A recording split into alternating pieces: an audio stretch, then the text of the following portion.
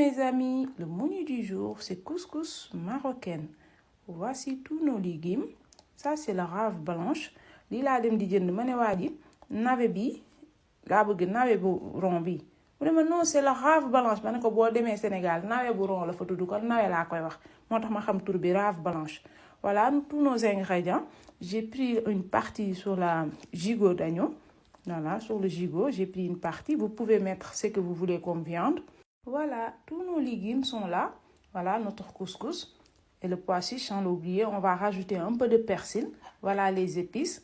Curcuma, sel, poivre, gingembre. C'est ce qu'il faut mettre sur le couscous. Lii mooy épice au couscous marocaine. Bu leen neexee ngeen rajouter seen bouillon yooyu ngeen def. Moi, je mets pas les bouillons. Je cuisine pas avec des bouillons. Mais vous pouvez rajouter pour donner plus de goût. Moi, je mets pas. Voilà, tous nos légumes sont là. Voilà, c'est parti pour une couscous marocaine. Voilà ma couscoussère. Quand on fait une recette, on va y aller jusqu'au bout. J'enlève. Je dois mettre un peu d'huile d'olive. Ça, c'est bon.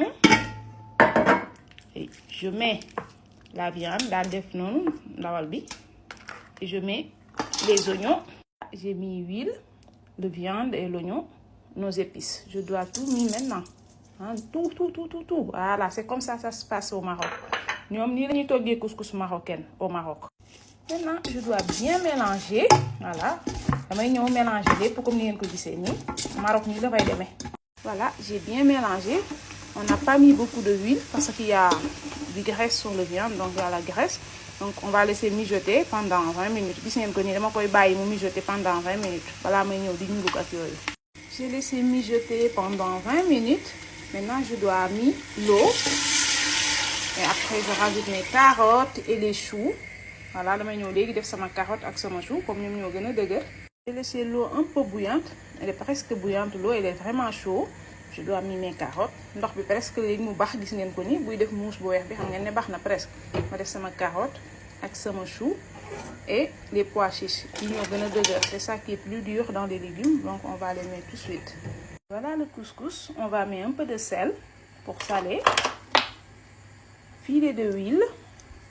Si ngeen ko ni dañuy jël suñu diwlin def suñu xorom. Mënoon nañoo baxal ndox rek sotti ci mais kon recette bi nuñ ko bëgg a wanee duñ ko wanee noonu. Quand on montre une recette, il faut aller au fond. Dañ koy tay def suñu ay tay ko noonu comme niñ ko war a tayee ba mu pare.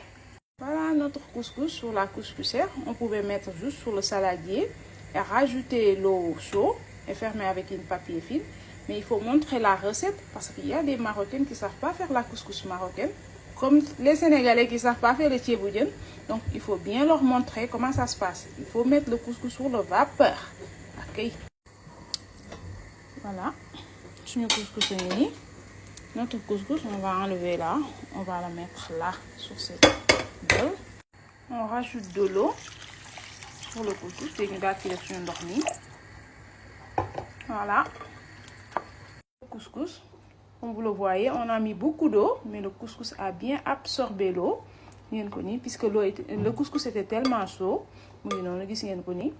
Couscous bi nan na ndox bi mané kon xoma nan na ndox bi kay mo ngi ni damay ñew tayat ko pour une deuxième fois. Je dois la passer encore au vapeur pour une deuxième fois. On rajoute nos légumes qui restent sous nos navets. C'est les liraves comme ni mako waji waxé doy war. On met nos courgettes, on laisse entier nos courgettes parce que ça va se cuire vite. Courgette bi day gaaw ñor donc non lañ koy bayé. La def suñu ay navets ak suñu naajo yi dess yépp. Voilà, on va mettre aussi notre citrouille. Notre couscous pour une deuxième fois au vapeur. Au Maroc, il le passe 3 fois au vapeur. Si c'est faux, vous me le dites sur les commentaires. Moi, je pense que je dois la mettre seulement 2 fois. Là, elle est bien cuite. Si je dois la repasser au vapeur, c'est juste pour chauffer. Ndax ni mom ñor na. Su fekkee naa ko delluwaat ci vapeur bi tàngal la rek avant ma yekk. Là, elle est bien cuite notre couscous. Regardez. Là, elle est bien cuite, ouais. Oui, ni ñor na. Donc su fekkee dama koy delloo ci vapeur bi juste pour tàngal la rek, mais ni ñor na. Ñaari tay yi baax na. Mais au Maroc moom, ils vont le passer au vapeur 3 fois. Là, je mets la tomate. J'ai bien enlevé le pot de tomate. Je l'ai mis 2 minutes sur la sauce et pour enlever le pot. Voilà. La couscous marocaine est prête. Tout est bien cuit. La viande et nos légumes. N'oubliez pas d'abonner et partager les vidéos. C'est une recette toute simple. Répétez-la à la maison.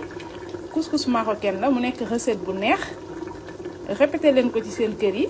Ngeen gis ak sauce bi goût bi muy am noonu bokkut ak couscous bi nga togg rek rosi soble bi noonu ak ginaar bi rek def ko bien vrai que noonu lañ koy toggee mais lii recette bu neex la c'est une délice. Répétez-la à la maison s'il vous plaît waaye def leen ko. La couscous marocaine vient de servir. Regardez, voilà, c'est une délice. La viande, regardez comme elle est bien cuite. Voilà, et nos légumes aussi, c'est vraiment bien cuit. Sunu couscous marocain ngi nii servir nañ ko ba pare. C'est une recette toute simple. Vous pouvez la répéter à la maison. C'est une délice.